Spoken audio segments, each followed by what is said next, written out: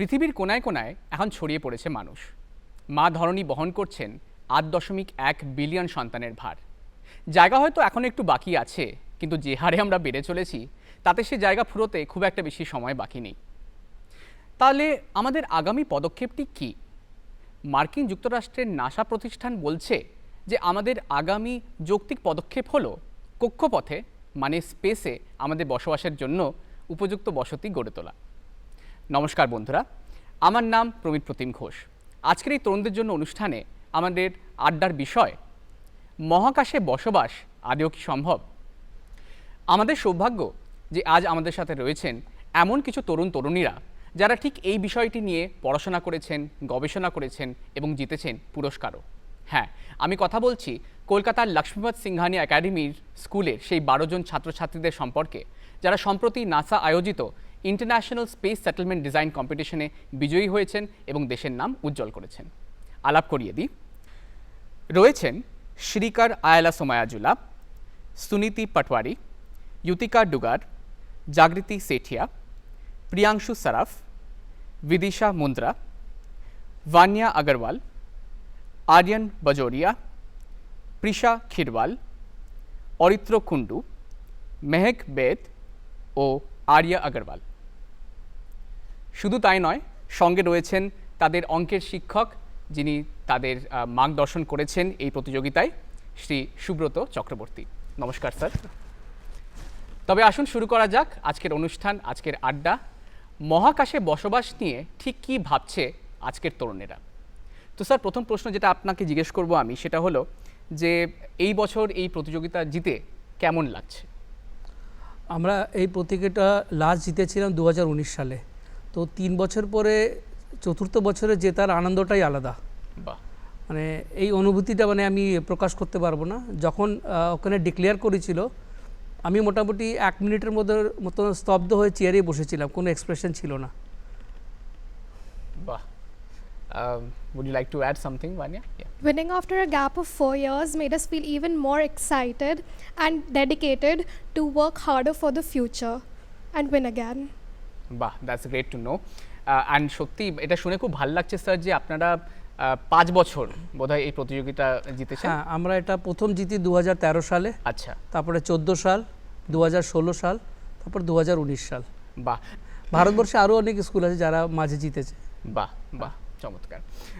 দ্বিতীয় প্রশ্ন করব, তোমাদের সকলকেই বলছি, তোমরা উত্তর দিতে পারো যে প্রতিযোগিতার এই যে বিষয়টা, এটা নিয়ে আমরা একটু বোঝার চেষ্টা করব যে এই যে ইন্টারন্যাশনাল স্পেস সেটেলমেন্ট ডিজাইন, মানে মহাকাশে কী রকম সেটেলমেন্ট বানানোর কথা ওরা বলেছিল বা কী রকমের টাস্ক তোমাদেরকে দেওয়া হয়েছিল সেটা একটু বুঝে নেব।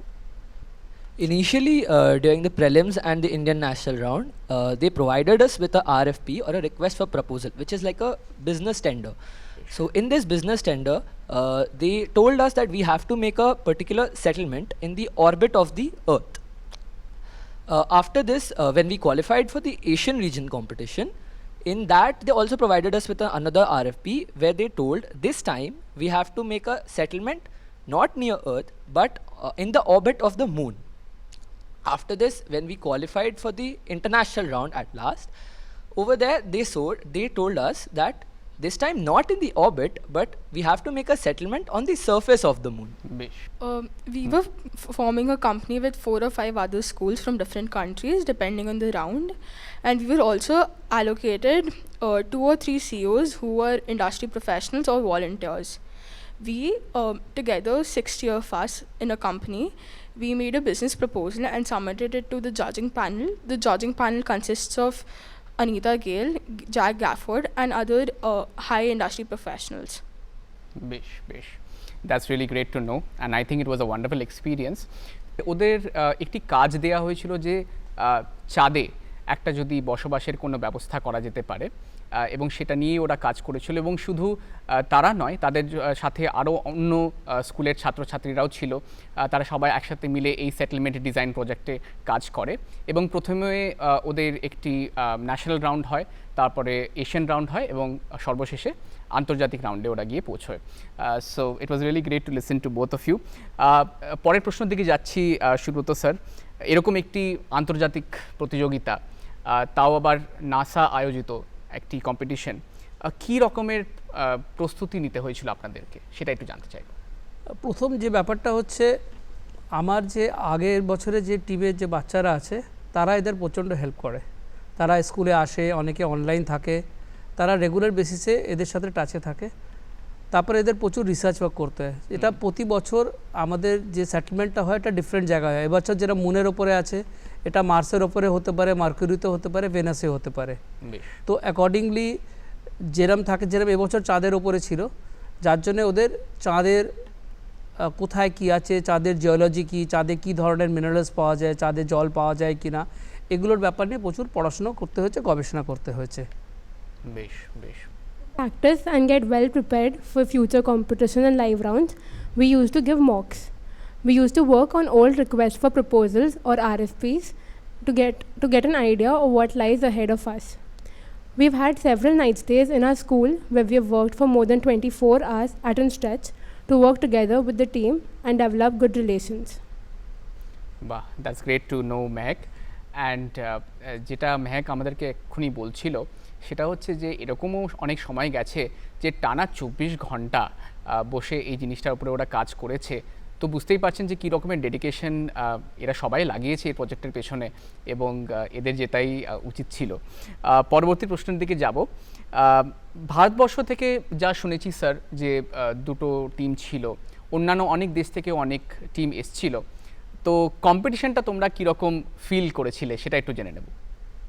কম্পিটিশনটা তো খুব শক্ত ছিলই, তার ওপর ওখানে সবাই নিজের 100% দেয়, খুব হার্ডলি কম্পিট করে, যেটার জন্য অনেক সময় আমাদের অনেক রকম অসুবিধাও ফেস করতে হয়। তার ওপর যখন সবাই নিজেদের প্রজেক্টটা প্রেজেন্ট করে, তখন একটা মনে ভয় থেকেই যায় যে এই জিনিসটা হয়তো ওদের আমাদের থেকে ভালো হয়েছে। আর তারপর একদম শেষে যখন রেজাল্ট অ্যানাউন্স হয়, তখনও মনে একটা ভয় থেকে যায় যে আমরা জিতবো কি জিতবো না। কিন্তু এই সব কিছু মিলিয়ে খুব একটা থ্রিলিং এক্সপিরিয়েন্স হয়। It was very different to work with them, but because the cultural differences come into play. But in the end, it was a very memorable one, which as high school students is a lifelong lesson for us. বাহ বাহ, that's also really great to know about a different experience that all of you had. বিভিন্ন culture থেকে উঠে আসা ছাত্রছাত্রীদের সাথে তাদের ওঠা বসাও হয় এই কয়েকদিনে, এবং সেখান থেকেও অনেক শেখা। কম্পিটিশন তো ছিলই এবং সেটা থাকবেই। অন্য প্রশ্নের দিকে যাই। প্রতিযোগিতায় জেতার তো একটি আনন্দ আছেই, এবং সেটা সবাই তোমরা সেটা অনুভব করেছো, কিন্তু যেটা অনুভব করেছো সেটা হচ্ছে একটি অচেনা দেশে গিয়ে সেখানে থেকে আসা, সেখানে গিয়ে একটু টাইম স্পেন্ড করা। তো সেই এক্সপিরিয়েন্সটার ব্যাপারে একটু জানতে চাইবো যে কীরকম এনজয় করেছো তোমরা একটি নতুন দেশে গিয়ে। That is a very fun question. The competition in itself was very invigorating. It was a very unique experience. And then later on, when we got to explore the USA, it was even more exciting. So when we went to explore it, we went to different theme parks, we went to different places, even daily life on the street, we watched people as they walked by. And there is chota difference in the behavior we see here and there.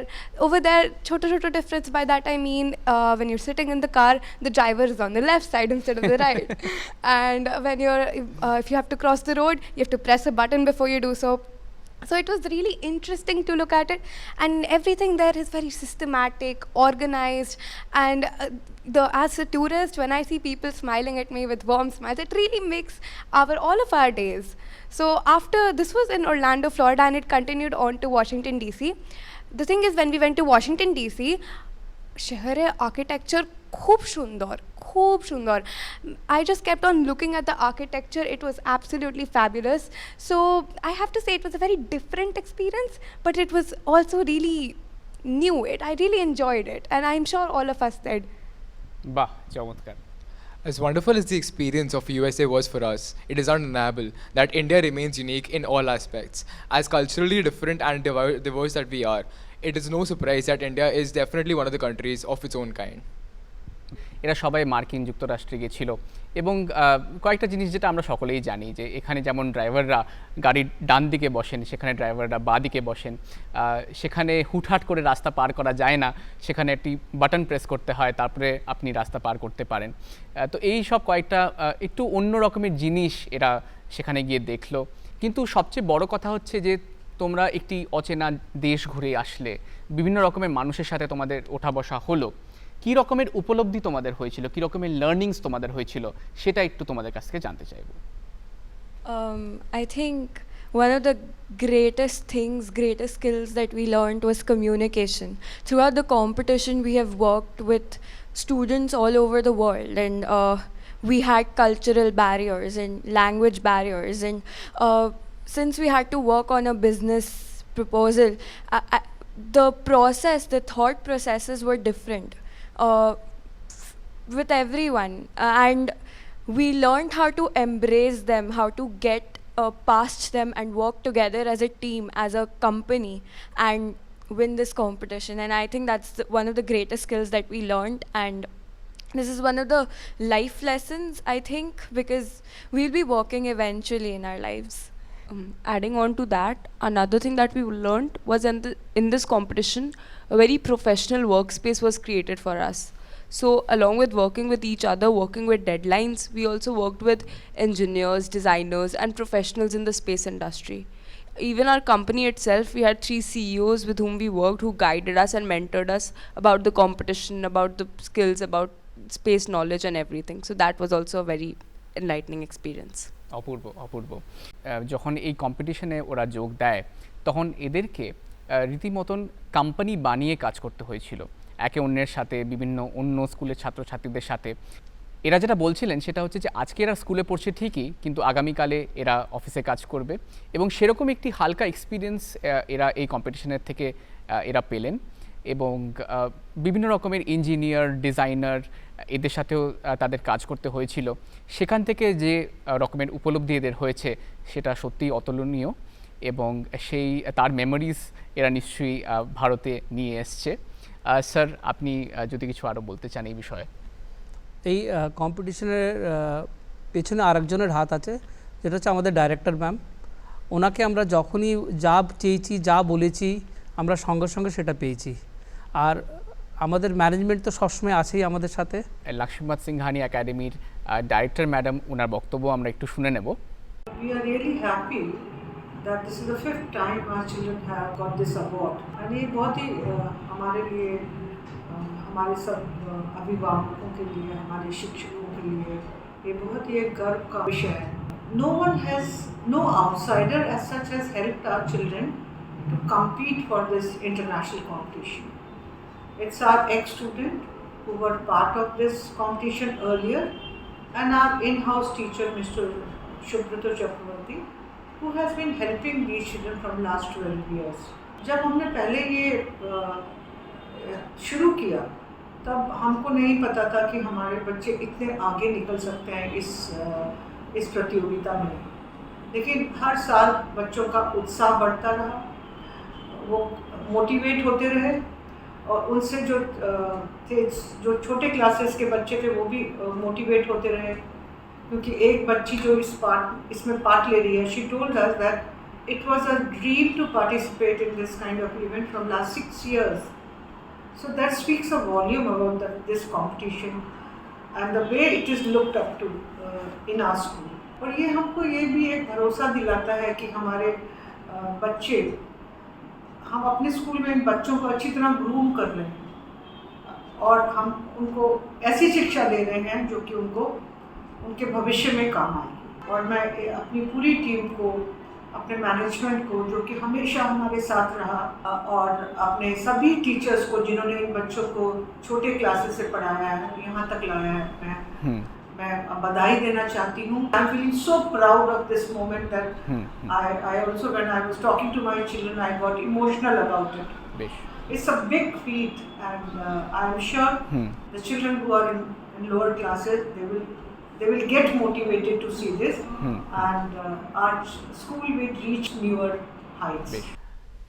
বাহ, ওনার বক্তব্য শুনে খুবই আপ্লুত হলাম আমরা, এবং বুঝতে পারলাম যে কী রকমের সাপোর্ট উনি আপনাদের সকলকে দিয়েছেন, যেটার জন্য একবার নয়, দুবার নয়, 5-5টি বার আপনারা এই কম্পিটিশনটা জিতেছেন।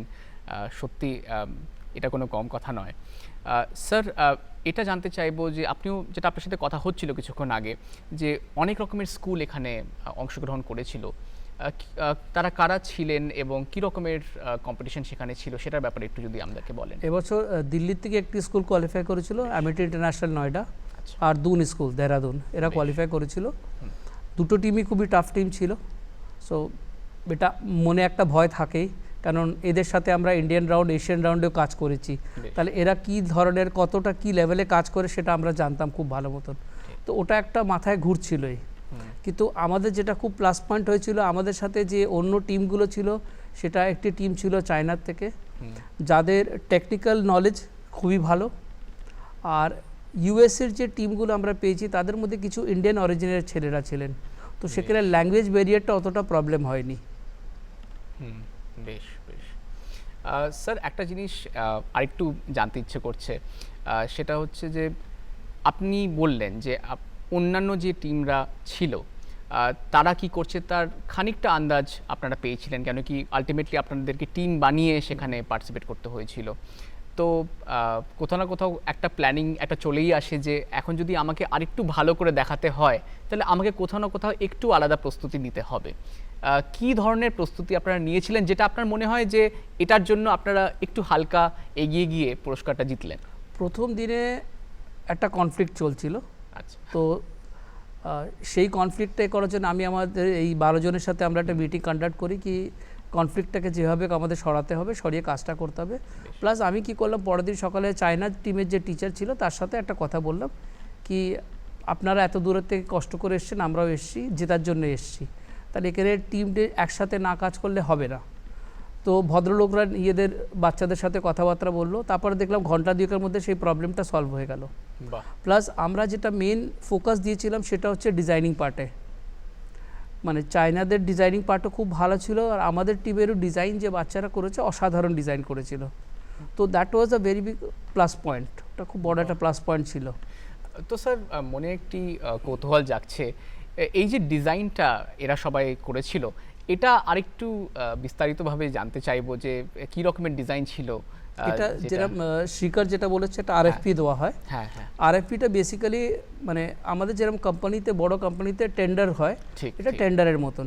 তাহলে আমার এখানে বিভিন্ন ডিপার্টমেন্ট দেওয়া থাকে, যেরকম structural department, operational department, human factors, automation, business and schedule.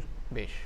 তো স্ট্রাকচারের কাজ থাকে প্রথম মেন ডিজাইনটা, মানে আমার সেটেলমেন্টের স্ট্রাকচারটা কি হবে, বাড়ি বানাতে গেলে আমাদের একটা ডিজাইন করতে হয়, পরিকাঠামো হয় কথা, স্ট্রাকচারটা হচ্ছে পরিকাঠামো।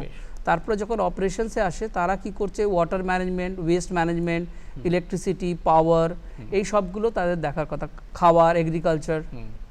হিউম্যান ফ্যাক্টরে যখন ঢুকছি, বাড়ি ঘরদোর, একটা মানুষ সারাদিনে কত কি খাবে, কি করবে না করবে, এই জিনিসটা ওখানে হিউম্যান ফ্যাক্টরে বলা হচ্ছে। তারপরে চলে আসে অটোমেশন ডিপার্টমেন্ট। অটোমেশনটা বেসিক্যালি হচ্ছে আপনার, যেহেতু আমরা অনেক পরে কাজ করছি, যেরকম 2000 হতে পারে আমরা 2060 সালে কাজ করছি, তো 2060 সালে মানুষ তো কাজ করবে না, তখন রোবট কাজ করবে। তাহলে এই জিনিসগুলো যে সেটেলমেন্টটা তৈরি করা হচ্ছে, ঘরের কাজ করা হচ্ছে, রান্না করা হচ্ছে, জিনিসপত্র এদিক ওদিক পাঠানো হচ্ছে, তার জন্য রোবট তৈরি করা হচ্ছে, অ্যাম্বুলেন্সের জন্য রোবট তৈরি করা হচ্ছে। এই কাজটা হচ্ছে অটোমেশন ডিপার্টমেন্টের। শেষে কাজটা হচ্ছে বিজনেস আর শিডিউল। বিজনেসের বেসিক্যালি কাজ কি, আমি প্রোডাক্টটা তৈরি করছি বিক্রি করার জন্যে, ঠিক, তাহলে ওকে আমি এক্সট্রা কি দিচ্ছি। প্লাস বিজনেসে আর একটা জিনিস খুব ইম্পর্টেন্ট হয়, যেটা হচ্ছে পোর্ট। আমার যে শিপ আসবে, কার্গো শিপ আসবে, সেটা কোথায় আসবে, কিভাবে রাখবো, জিনিসপত্র কোথায় রাখবো, সেগুলো ওখানে দেখতে হয়। মোটামুটি লজিস্টিক্সের যে ব্যাপারটা, এক্স্যাক্টলি, সেটা মাথায় রাখতেই হয়।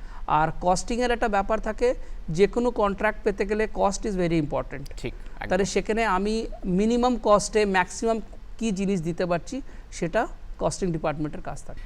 এই যে আরএফপি, অনেক কথাই আমরা হয়তো প্রথমবার শুনছি আজকে, কিন্তু এরকমভাবেই কিন্তু আন্তর্জাতিক প্রজেক্টগুলো এইভাবেই কাজ করে।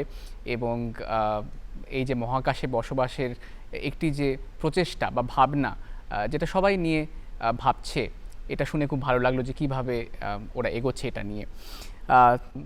স্যার, এবং তোমাদের সকলকেই একটা প্রশ্ন জিজ্ঞেস করতে আমার ইচ্ছে করছে, সেটা হচ্ছে যে তোমরা সবাই এই সেটেলমেন্ট ডিজাইন কম্পিটিশনে ছিলে, সেটেলমেন্টের কথা তোমরা ভেবেছো, তো এবার এটার উদ্দেশ্য তো এটাই যে এক না একদিন আমরা মহাকাশে গিয়ে থাকবো। কিন্তু যেটা আমরা কমন ম্যান, যেটা আমরা জানি যে মহাকাশে আমরা গেলে সেখানে একটি গ্র্যাভিটির সমস্যা, জল নেই, সেখানে আদৌ বসবাস কি করে সম্ভব, তো সেখানকার জীবনটা ঠিক কীরকম হবে, কি কি রকমের চ্যালেঞ্জেস তোমরা মনে করেছো, সেটার ব্যাপারে একটু জানতে চাইবো। So there are a lot of challenges that one man can face when going to moon, or in general, like depending on the amount of people we are given. So when we are constructing the settlement, we need to keep a lot of things in mind. So one of the things is gravity. So if the settlement is on orbit, like orbiting around the moon or orbiting around the earth, we need to generate gravity. We have to give artificial gravity. For that, we spin the settlement, and using the laws of centripetal and centrifugal forces, we create artificial gravity. And on base settlements, there is obviously a difference of gravity, as like there's a difference of gravity if you're on Earth and if you're on Moon. Moon has 1/6 gravity of what we have on Earth. So yeah, so we keep that in mind while designing the settlement. As in a surface settlement, we have to have the humans adjust to the gravity of the settlement or the planet itself, or in this case the moon. The materials which we use to construct the exterior hull of a settlement are not bricks and cement. There are several factors which we need to consider, like the abrasive space environment. For those, we use materials which are refinedly available on the surface of moon. Water is another issue. There is sparse availability of water on the surface of moon. So how do we get water for residents in our settlement? We use a subcontractor. Another major issue on moon is about the lunar dust. So the atmosphere of moon is filled with very abrasive particles called lunar dust. These are minute, minuscule particles, but they are very dangerous for human beings. So inside the settlement, that there is no issue for lunar dust, but when a person goes outside the settlement, he or she needs to wear a spacesuit to make sure that no lunar dust touches the skin, because if that happens, the person can die or injure himself. Along with that being an issue, it is also a major concern about how a person leaves the settlement and goes to the moon environment if he wants to. Of course, moon being so different from Earth, there are obviously going to be differences when it comes to the entire environment. Dust, of course, being one of the major ones. In order to prevent any dust to enter the settlement or anything to go outside of the settlement without being protected, we have a chamber where we have 2 or 3 doors that together form an airlock. Over here, all the dust that comes from outside the settlement is removed, and anybody going inside the settlement has absolutely no dust, and no harm is done to anybody inside the settlement. Along with this, of course, the settlement being from 2060 is anticipated to be quite futuristic. There are obviously going to be things which are very futuristic as compared to what we have today, and it will be a whole new experience for anybody living in that year. প্রথম সমস্যা যেটা হচ্ছে চাঁদের বুকে gravity, সেটা হচ্ছে পৃথিবীর 6 ভাগের 1 ভাগ।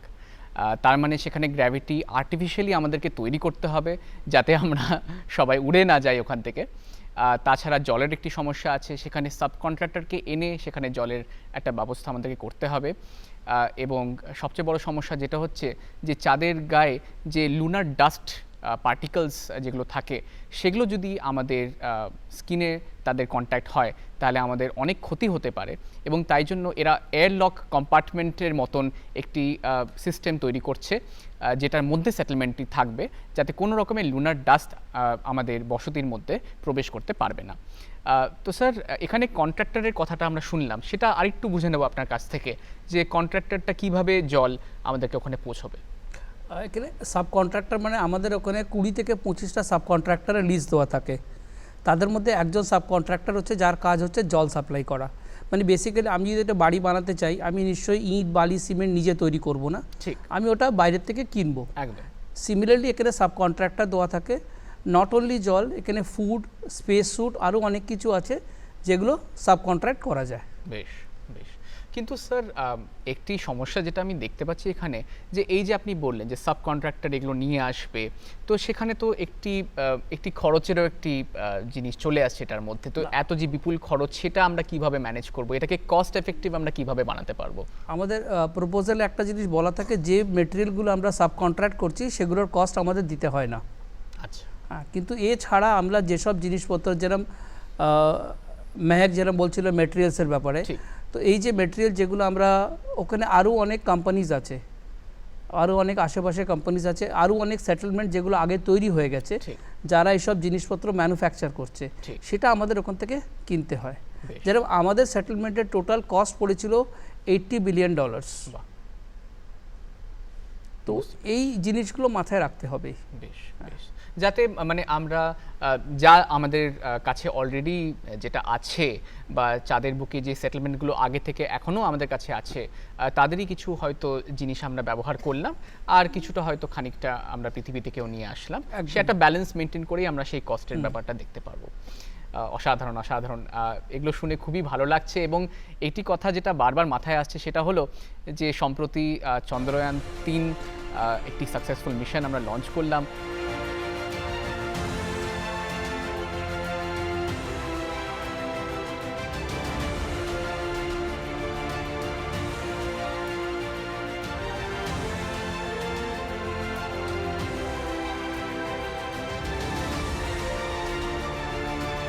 लैंडर मॉड्यूल पूरी तरह से सेफली और सॉफ्टली चंद्रमा की सतह पे लैंड हो चुका है।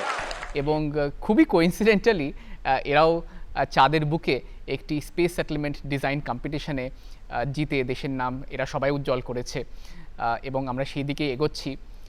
এরা 2060 সালের মধ্যে এই সেটেলমেন্টটা কার্যকরী করার একটি স্বপ্ন এরা দেখেছে, নাসা দেখেছে, পুরো পৃথিবী দেখছে। একটি প্রশ্ন যেটা না জিজ্ঞেস করলেই নয়, যখন তোমরা এই প্রতিযোগিতা জিতলে এবং এই ট্রফিটা তোমাদের হাতে আসলো, তখন কেমন তোমাদের লাগলো, কি অনুভূতি তোমাদের হলো, সেটা জানতে চাই। So the first thought that I had while getting the trophy and every one of us was surreal, because we have worked for this for over a year and we've been through a lot of conflicts between us and with different countries, teams of different countries, and so winning this and even for Sir, even for the school, winning after 3 years, it was amazing. We were shocked, but at the same time we were it's a feeling which is hard to explain. We were in the moment, we screamed so hard and it was amazing. It was just amazing. It was a dream come true for all of us. নাসার মতন একটি প্রতিষ্ঠান এবং এরকম একটি trophy যখন ওদের হাতে আসলো, তখন প্রথমে ওরা বিশ্বাসই করতে পারছিল না যে ওরা সত্যি সত্যি জিতেছে, কিন্তু ট্রফি ওদের হাতে, এবং সেখানে নিশ্চয়ই অনেক চিৎকার চেঁচামেচি হয়েছিল বলে আমি মনে করছি। এবার অনুষ্ঠান শেষ করার পালা, এবং আমি জানি যে আপনারা সবাই কি ভাবছেন। আপনারা এটাই ভাবছেন যে এবার হয়তো নিউ টাউন, গড়িয়া বা জোকার দিকে না তাকিয়ে এবার চাঁদেই যদি ফ্ল্যাটটা বানানো যায় তাহলে কীরকম হয়। এরকম আরও অনেক আড্ডা, অনেক আলোচনা নিয়ে আসবো আপনাদের সামনে। সুব্রত স্যার, আপনাকে এবং তোমাদের প্রত্যেককে জানাই অনেক অনেক ধন্যবাদ এখানে আসার জন্য, এবং আমি প্রমিত আপাতত চেয়ে নিচ্ছি বিদায়। ভালো থাকবেন, সুস্থ থাকবেন, নমস্কার।